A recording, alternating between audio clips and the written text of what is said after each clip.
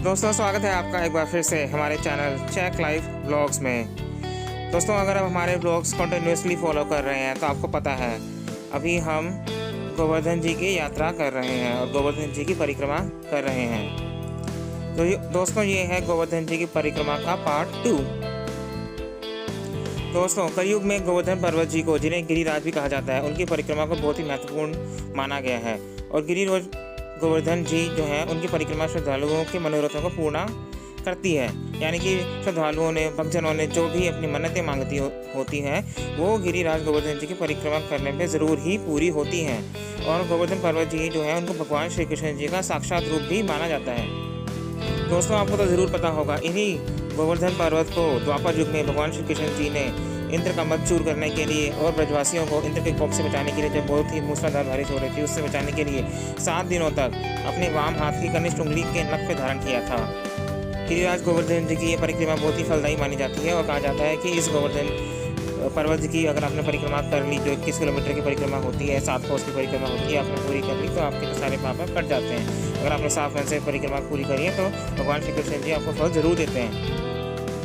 दोस्तों गिरिराज गोवर्धन जी की परिक्रमा वैसे तो कहीं से भी आप शुरू कर सकते हो, लेकिन जो मान्यता है उसके अनुसार जो होता है कि गिरिराज गोवर्धन की परिक्रमा जो है उनके 3 मुखार बिंद हैं। यानी कि 3 मुखार बिंद, 3 बिंदु हैं जो स्टार्टिंग पॉइंट है, जहाँ से आप ये परिक्रमा शुरू करेंगे तो ज़्यादा सही माना जाता है मान्यता के अनुसार।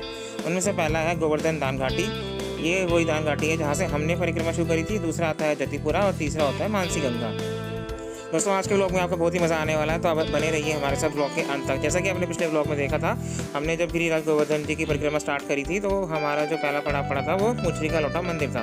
तो अभी पार्ट 2 में आप देखोगे कि हमने जो जतिपुरा मुखराविंद है वहाँ के दर्शन किए, उसके बाद हमने राधा कुंड के दर्शन किए और हमने जो है और भी जो उसके मठ और दर्शनीय स्थल पड़ते हैं, धार्मिक स्थल पड़ते हैं इस परिक्रमा के रास्ते में, उनके हमने दर्शन किए। या जो भी हम जिन जगह हम दर्शन नहीं कर पाए उनके बारे में हम आपको संक्षिप्त में जरूर बताएंगे। तो बने रहिए हमारे साथ ब्लॉग के अंत तक। दोस्तों ब्लॉग में आप जो आगे देखोगे वो है जतिपुरा मुखराविंद। वो मथुरा के गोवर्धन में स्थित वल्लभ संप्रदाय का मुख्य केंद्र है और जतिपुरा में अष्टचाप, कवि सूरदास आदि कीर्तन भी किया करते थे। दोस्तों जतिपुरा के बारे में मान्यता है कि यहाँ पे भगवान श्री कृष्ण जी के मुख के होने का आभास होता है और जतिपुरा में पहुंचकर जो भी श्रद्धालु अपना प्रसाद अर्पण करता है, परिक्रमा के दौरान इस मंदिर का प्रसाद काफ़ी ज़्यादा महत्वपूर्ण और उसका काफ़ी महत्व बताया गया है।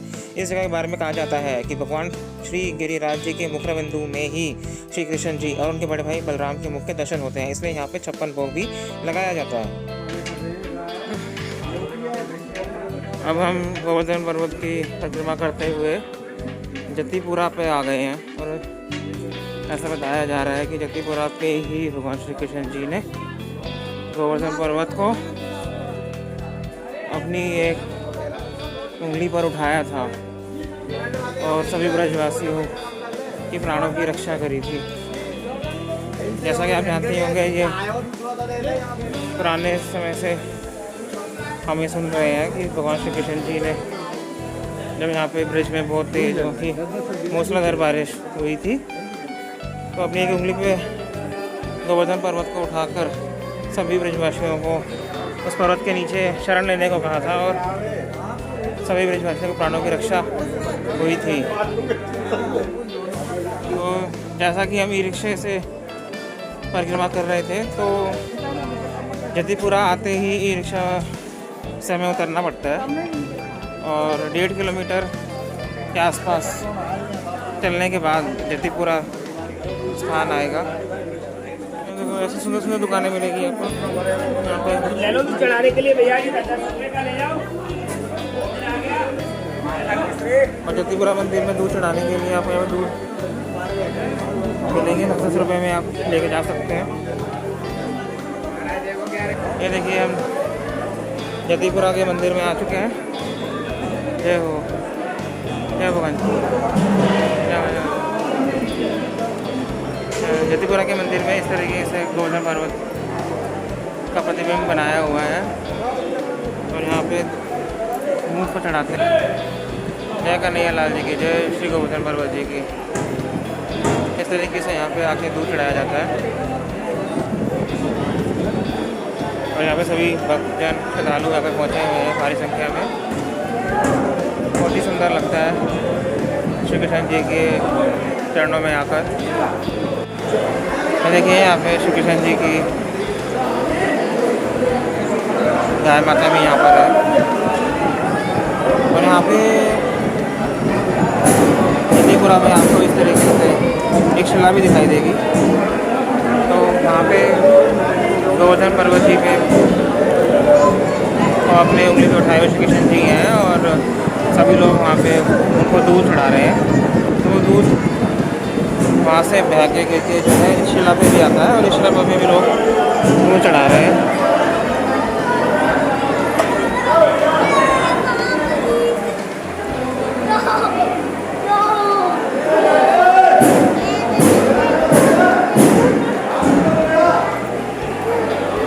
और यहाँ पे जल्दीपुरा में आप देख सकते हैं कितना सुंदर एक तरीके से झांकी सी बनाई हुई है। यहाँ पे गाय माता भी है और यहाँ पे शिला भी है। पीछे आपको एक हाथी का स्वरूप भी दिखाई दे जाएगा।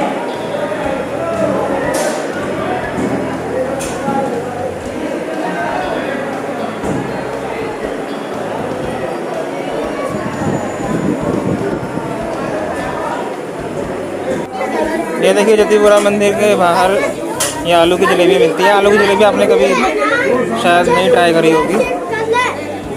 तो ये आलू की जलेबी है, इसको हम पैक करा रहे हैं। ये प्रसाद के रूप में भी यहाँ से ली जाती है। ये दुकान ये जल्दीपुरा मंदिर के सामने आपको तरह तरह की दुकानें मिल जाएंगी।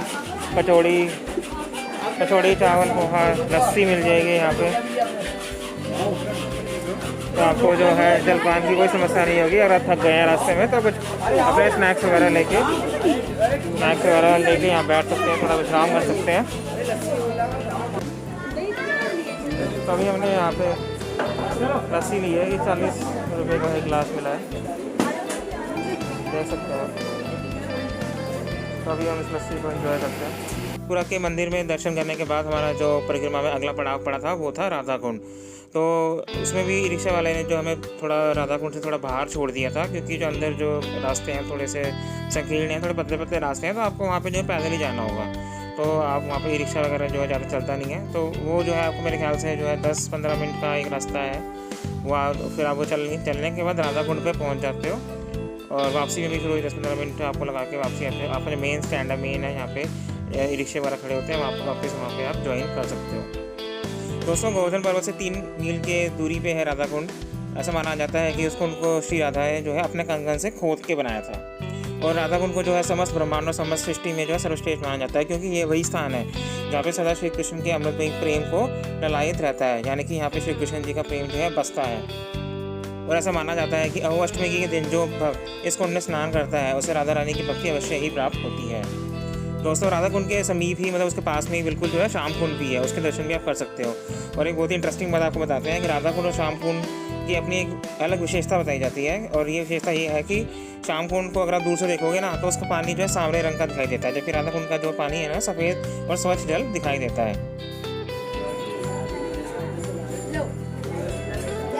पूजन धाली माता रानी का मनोकामना करेंगे। तो अभी हम यहाँ पे गोवर्धन पर्वत की परिक्रमा करते हुए राधा कुंड पहुँच चुके हैं। ये देखिए यहाँ पे लिखा हुआ है श्री राधा कुंड। श्री राधा कुंड अब पहुँच चुके हैं, आप देख सकते हो कितना प्यारा कुंड है। पानी ही पानी है यहाँ पर। राधे राधे बोलकर जो राधे राधे। राधा जी श्याम जी का जुगल कुंड है, हाँ जी, स्वागवती का कुंड है। और अष्टमी करवा चौथ का व्रत होता है राधा कुंड श्याम कुंड का। 5000 वर्ष पुराने कुंड है, जोड़े से बैठकर पूजन होता है। हाँ जी ठीक है, धन्यवाद। आइए राधे राधे बोल के। हाँ जी धन्यवाद, थैंक यू। आ जाओ। ये तो हमने यहाँ पे 10-10 रुपये की पूजा की थाली ली है। तो अभी हम दीप प्रज्वलित करके राधा कुंड में विसर्जित करते हैं। जल में पैर नहीं डालना, जल रूप में ही राधा जी विराजमान है। हाँ जी। सिर से छींटा लगाओ, नेत्रों से जल लगाओ, 2 बूंद मुख में डालो, हाथ में छींटा करो। हाँ जी ठीक है जी। जोड़े से जाओ साथ। हाँ रुको, मैं उसको भेज रहा हूँ। वो तुम दोनों रहना ना। टूबी को कौन पकड़ेगा? दोनों रहना। हाँ उनको देने दो, फिर हम दोनों चलेंगे, कभी को पकड़ लेंगे। आप अपना कर लो, हम करेंगे थोड़ी देर में।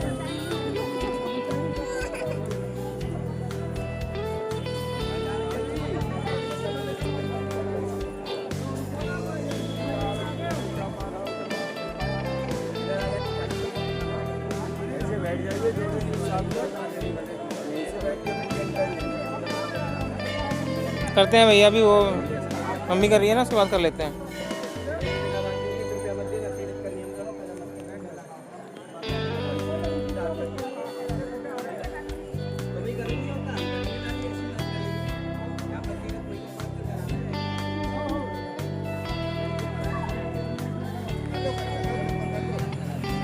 श्री राधा कुंड पे आज जैसे कि आप देख सकते हैं बहुत सारे श्रद्धालु आए हुए हैं और यहाँ पे दीप प्रज्वलित करते हैं। और जोड़े जो होते हैं वो साथ में बैठ के दीप प्रज्वलित करते हैं और राधा कुंड में प्रवाहित करते हैं।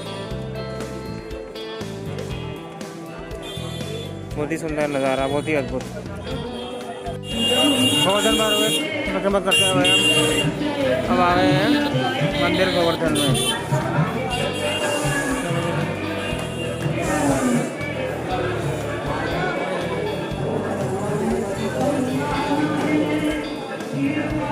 ये देखो, ये श्री गोवर्धन जी का महाराज जी का मंदिर है। बहुत ही सुंदर मंदिर है।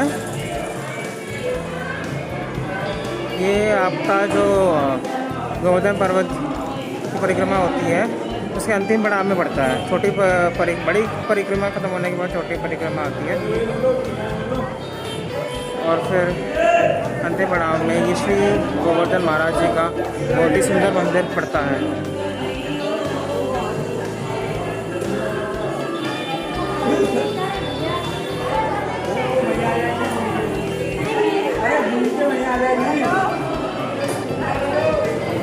तो दोस्तों, जैसा कि आपने देखा कि राधा कुंड की जो हमने है दर्शनीय स्थल है, वहाँ पे हमने उसका जो है वहाँ पे हम गए और वहाँ पे जो पुण्य प्रताप होता है वो हमने प्राप्त किया।